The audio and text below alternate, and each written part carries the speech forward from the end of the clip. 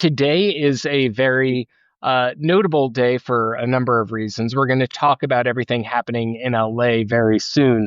But today was also Trump's criminal appeal in the Second Circuit. And Andrew and I, about a year ago, were sitting next to each other at a table very frequently with the great Lawrence O'Donnell talking about Trump's criminal trial. Now it's going to appeals court. Just to kind of set the stakes, Andrew, um, Trump's lawyer said in court at the very end of the proceeding, the stakes here are high.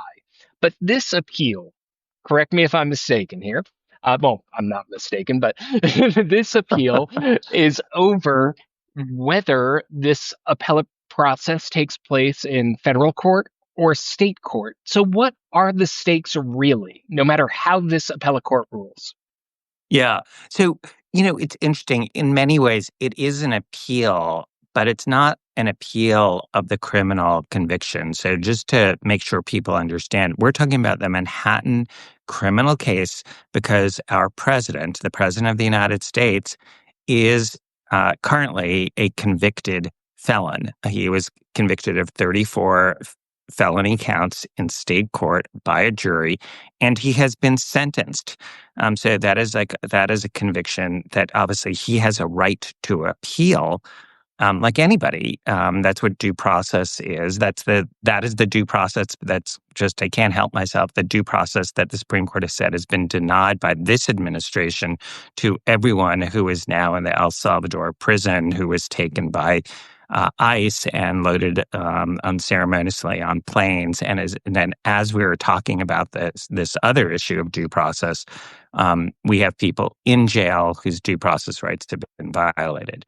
But returning to our president, what he is doing is this is not the appeal within state court to an appellate judge in state court saying my conviction was improper. And just, defendants do that all the time, and they say there wasn't sufficient facts or there were legal errors. And Trump may be right, he may be wrong, but that's what an appeal will decide.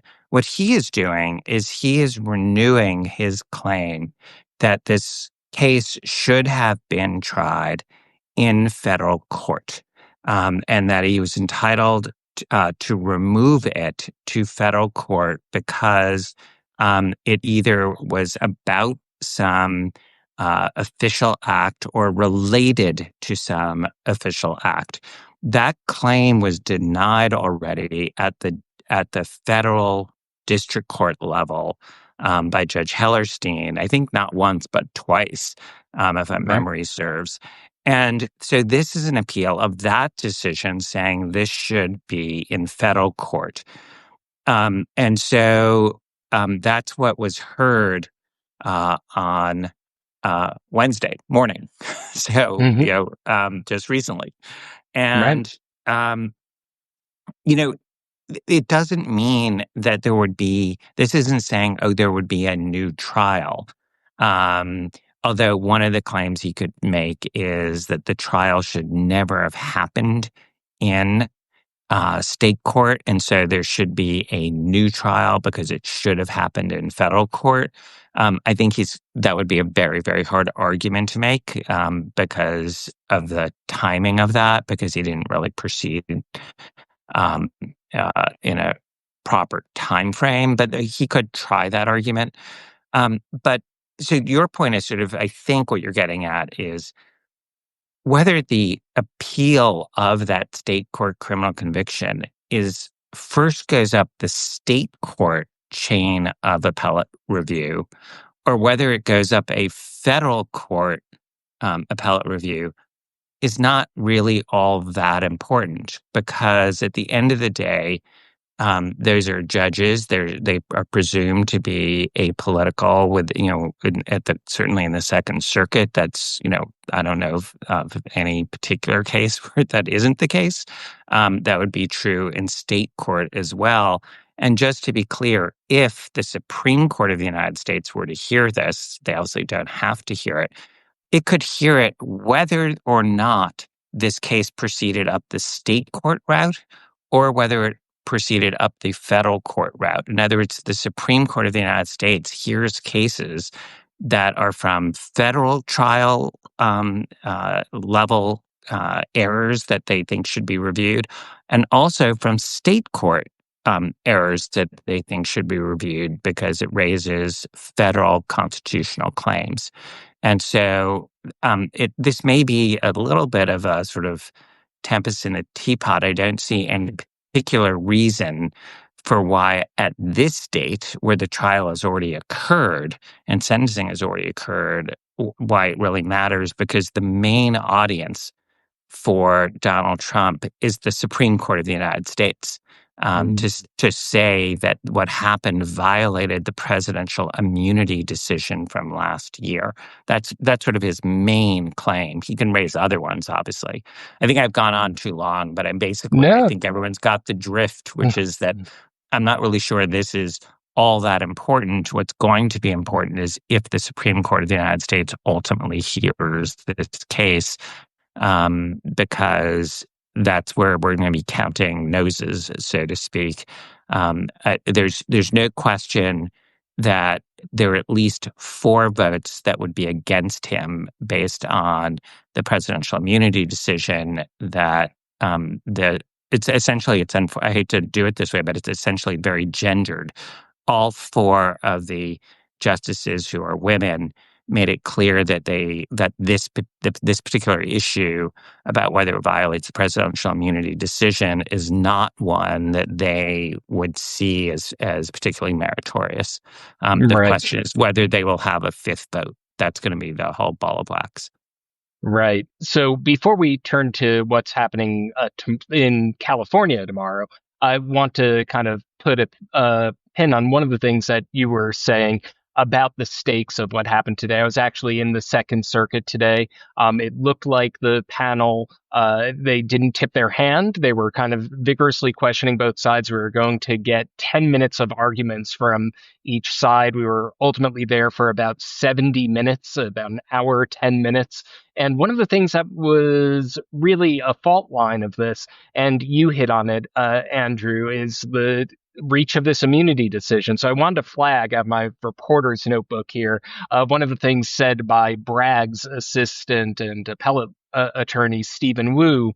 Here, the crime was completed, then the crime was committed before the evidence the defendant complains about. So even before the evidence that Trump was complaining about was Hope Hicks' testimony when he was president during his first term. He was complaining about the introduction of tweets, but the crime was already committed by then, before the 2016 election. And that was a kind of key moment of the hearing. And one of the things that kind of came up in the briefing, the appellate briefing here, was the United States, the DOJ, Trump's DOJ, is now backing Trump, of course. And in their papers, they said, they essentially cast aspersions on the state judiciary. And Bragg said, in sum and substance, in the briefing, that this New York State judiciary bent over backwards for him. As a matter of fact, there was a kind of change of events in court today where it seemed that Trump's attorneys were suggesting that the state was dragging it out and we should get a quick turn on the merits in federal court. So it was a interesting turn at the hearing. I want to get your thoughts about everything. Oh, yeah. Yeah. Can I just mention one thing that's unusual here? I mean, amongst many, many other things that, of course, are unusual, which is that let's leave aside that Pam Bondi, the sitting attorney general, was personal counsel for Donald Trump during the impeachment hearing, and she worked on that. That's not sort of a direct conflict. But Todd Blanche and Emile Beauvais, who are the number 2 and then the number 2 to the number 2. So those are really important positions. We're not just personal counsel for Donald Trump as a criminal defendant, but they were personal counsel for Donald Trump as a criminal defendant in this very case that you were talking about, Adam. And Right. so one of the things that you would expect is there should be something where they publicly say they have recused themselves from this case. So and they may have done that internally, but I'm not aware of anything publicly. But you can't, for instance, let me just do the reverse. You can't work on a criminal case as a prosecutor, and then when you resign, then work as a defense lawyer on that case. There's actually a criminal statute that governs that, a criminal statute that governs that, not just ethical issues. So this is the reverse of that, where if you are in a situation, which can happen from time to time, where you work on something in civil practice, and then when you go to the Department of Justice, something comes up that somehow is related to that, and you go to the ethics office, and they would tell you whether you need to recuse or not. That all presupposes that you have an ethics office, so that they're going to perform their independent function. All of that's somewhat in question right now. And then you would, in this type of situation, you would publicly say it. You've recused from it. You see it most recently. You saw it, just to be clear, Amy Coney Barrett did that in quite an important case just this term, where the decision came out 4-4, but Amy Coney Barrett, she didn't give a reason, although there's a lot of thought that she is personal friends with, very close friends with somebody who was bringing the lawsuit. And she recused herself, and it was publicly known and publicly stated by her, which is the way it's supposed to be. Remember, these are public officials. They work for us, not the vice versa. And so it is unusual in this situation that we don't know that there's been that recusal. And that means that they would not have any role whatsoever in this case, including, as you mentioned, Adam, that the government has flip-flopped, where the current administration is saying that this case should have been and should be in federal court, not in state court. That's the reverse of the position that was taken in the prior administration.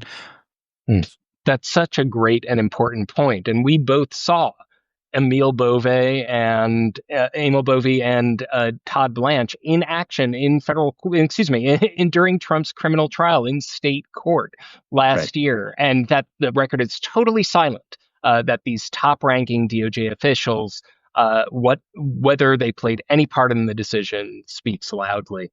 I want to turn to what's going on in California.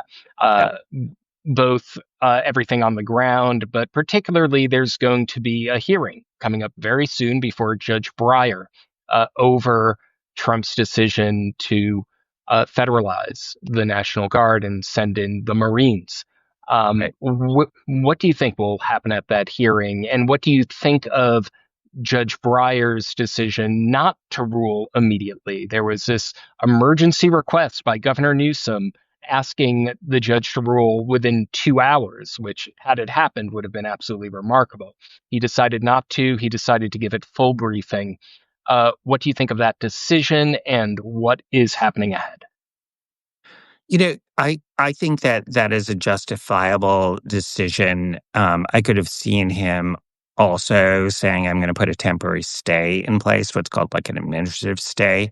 But I could see his saying, you know what, things appear to be calm in LA. And so right now, it's more important that both sides be heard. So a matter of due process is not to decide something on the papers that only one side has submitted, hear what the other side has to say. I also think in some ways, I think I'm very interested in what the government's papers and what they're going to say in court, because I think that the grounds here are so tenuous on the statute that was invoked. The president has invoked a specific statute for his authority. He's not invoked the Insurrection Act. He doesn't appear to be invoking just inherent presidential authority, at least with respect to the National Guard, the 4,000 National Guard who've been called up and federalized. And so I think it's in some ways almost beneficial for California to hear what they're going to say, because it could be so fanciful. And let me just give a little bit of meat on that so people know what I'm talking about. It's not just adjectives. This statute requires sort of four things. One thing that is a prerequisite is that the governor has to be the person through whom the orders are effectuated. That obviously did not happen. You have the governor suing because of that. And so unless they're going to come up with evidence saying that they submitted it to him and he somehow agreed but has forgotten. I mean, I'm joking. I mean, that they obviously haven't complied with that part of the statute. But even with that, let's assume that procedural hook is something that they can get around. The statute requires one of three things to be true: that there's a rebellion. I'm just going to paraphrase it. There's specific language, but it requires there to be a rebellion against the United States, an invasion of the United States, or a complete um, failure of law enforcement to be able to effectuate um, and carry out the law. But I mean, it's unable to carry out the law. So you have to call somebody in. None of those things are true. And you hear occasional talk and tweets and suggestions that there's some kind of invasion and rebellion.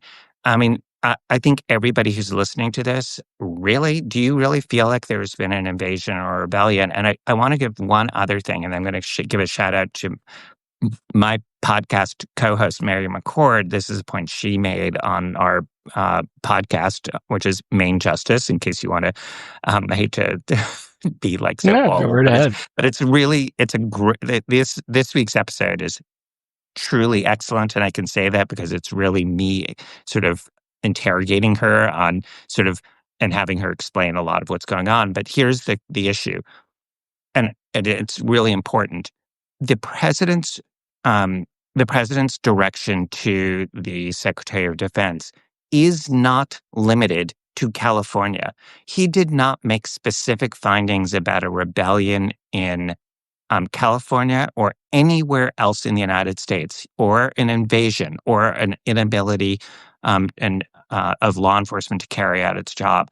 In fact, his order applies to all of the United States. It is not directed at California. So when Gavin Newsom talks about, this is about initially about one state, but it's really about all states, he is absolutely right on that, which is that nothing that Donald Trump has done from the White House in this regard is limited in any way in terms of the legal scope of what he is doing. It's not directed to California, and that means there was no fact finding with respect to California specifically or any other location.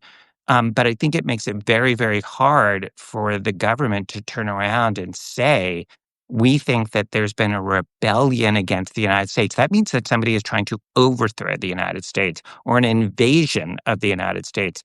And remember, just to make one snarky point, this is the administration that said that what happened on January 6th was not an insurrection or an attempted insurrection. Their view is that it was a glorious day. So just imagine the hypocrisy of them going into court saying what happened and is happening in LA somehow is a rebellion, an invasion, or law enforcement being unable to carry out its functions. But but January 6th was none of those things. Like, this has Right. got to be worse than January 6th on their view for this to work. And, if I were the sort of Gavin Newsom side of this, that would be sort of the point I'd be making. And I would hope that the judge would sort of ask them about that, which is, how can you say that about this? Doesn't that mean that you're really not principled at all? This is just a transactional proposition, which is using this as a pretext to just have the military invade. Right. And that's why California Attorney General Rob Bonta put in his briefing that this is a roadmap, to the point that your co-host, Mary McCord, made. She actually made the same point on a Substack Live recently with me on the Contrarian with Jen Rubin. She pointed out rightly, this is not geographically limited. This is not time limited. And to get into one of the points that I see a lot of commentators have made here, there is a word that surely you have come across as an attorney, FBI general counsel, and former federal prosecutor. The word shall. The government that the executive shall coordinate with the governor before executing such an order.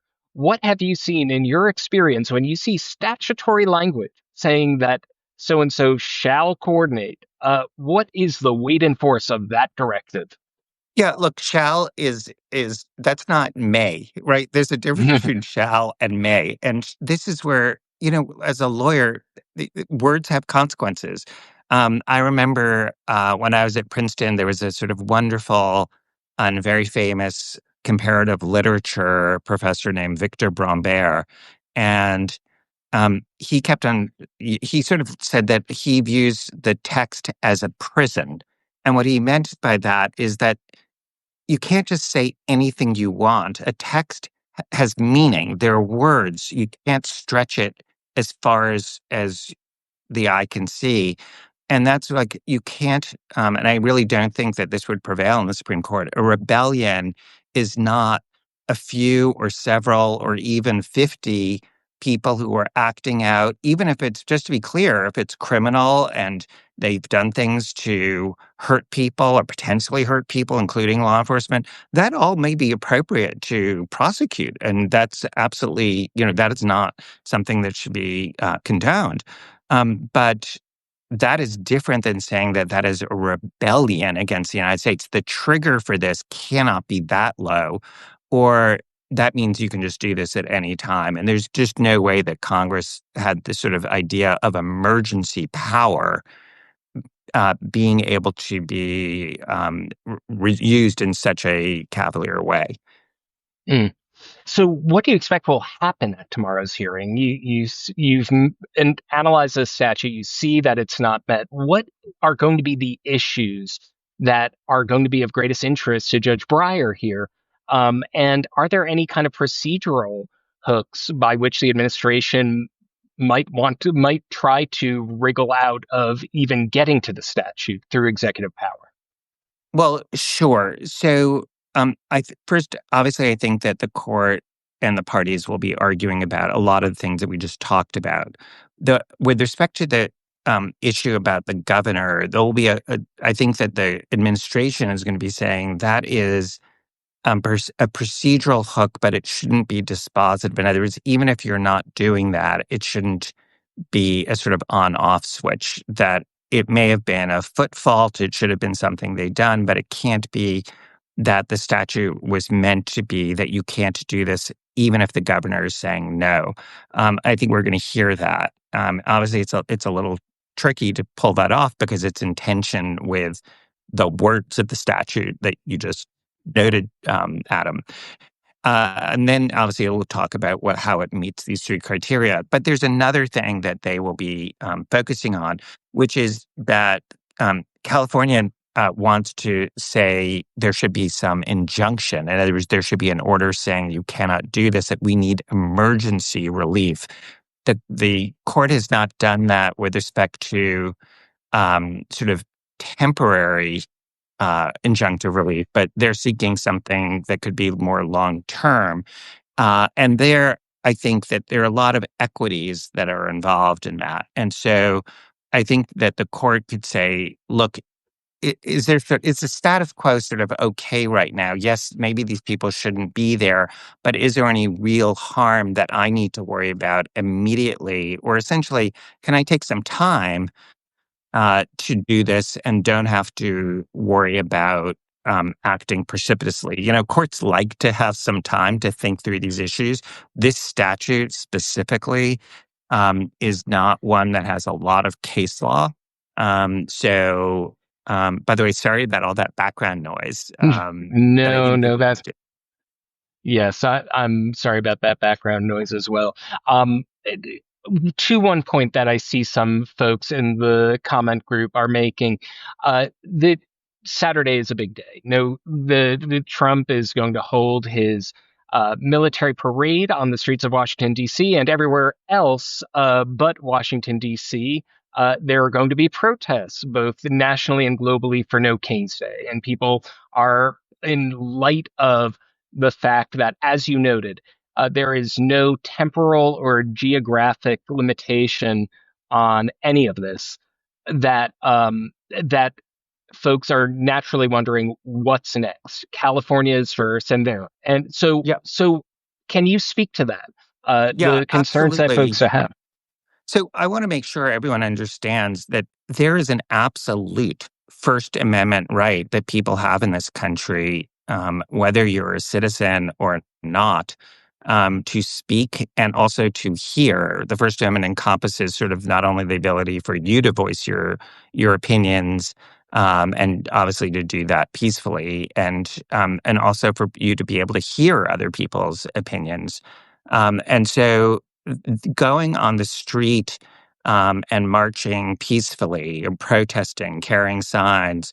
There are time, place, and manner restrictions. You have to do that, within local ordinances. But like assuming all of that is complied with, and by the way, that includes waving Mexican flags. I've been reading about that.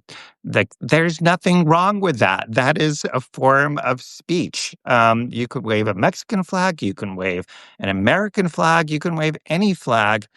Even for countries or positions that you think are deplorable, that is what is protected by the First Amendment.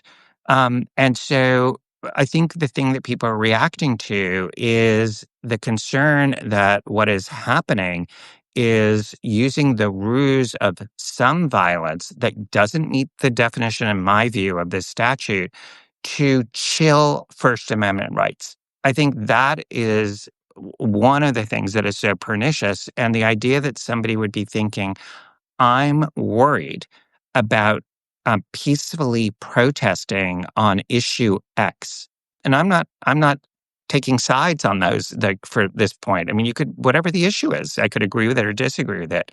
The idea that somebody's saying, I'm worried because I think that my president is going to send in the Marines or send in the National Guard, if any one person, even if there's a protest of 100,000, they will use that as an excuse, tells you what kind of authoritarian regime we currently live under. I mean, I keep on making this point. I've made it over and over again on MSNBC. We are not living through something where we're saying, gee, I'm worried about what might happen in the future. That is happening now. The fact that people are asking the question of, I'm worried, or what would happen, and could we expect this? And the answer is, I think it is rational to worry about that. I think it is rational to think about that. The president has talked about wanting to be sort of this, sort of, in my words, strong man, and that you need to act forcefully. There are ways to celebrate, which don't involve having tanks roll through, washing the streets of Washington, D.C., and the image of that is something that I think that we have a president who's very focused on images in terms of how that's going to look. And that is borrowing a page from true authoritarian regimes. Just to be clear, though, if it was just that parade, you can point to other democracies across the globe where things like that happen, but we don't have a history of that. And so if you combine what is happening in LA, and you combine that with the confluence of what is happening in terms of a military parade on his birthday, it is, I mean, this is not rocket science to view this as all precursor steps to, disobeying the law and having a military junta. And if you think this is something that I am sort of saying the sky is falling, I'd remind people that in Trump 1.0, the Secretary of Defense Esper, worried about this, admitted that he had made a mistake in terms of how he had gone along with what Donald Trump had done at Lafayette Square, when there were protests involving the murder of George Floyd, and a whole variety of former secretaries of defense um, also were sort of raising this clarion call about being concerned about the role of the military and it needing to stay out of the streets of the United States and not being a tool of a political tool of the administration. Right. And one of our former colleagues at Just Security remarked on that image of the tanks on the streets of DC, called it Pyongyang on the Potomac. And that's what the image looks like. I couldn't think of anyone putting it pithier. Thank you so much, Andrew. Always such a pleasure speaking to you. I wish that there's so much more to talk about, Kilmar Abrego Garcia, and maybe for the next time. But you mentioned being bold, so I will be bold for you. The podcast is Main Justice is a must listen, and for everyone listening now, if you're not already a subscriber, both to All Rise News and to Behind the Headlines, click subscribe on the top of this. I'll be posting this on my Substack, All Rise News, soon. And always a pleasure, Andrew. And let's talk again soon. Yep, and I'll repost it also to my Substack Behind the Headlines.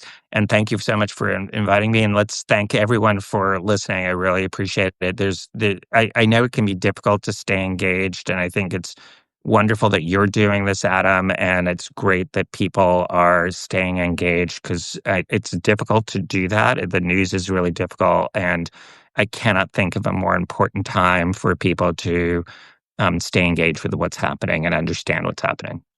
I 100% agree. And we have to face things as they are, which is why it's important to say what the documents actually say, that there's no geographic limitation, that it is not hyperbolic to discuss the risks as they are, and the timing right before a national, even global protest, to that this is a perfect time to point out those facts, despite the fact that some people do not want to confront them. So thank you again. Thank you. Take care. You too. Bye bye.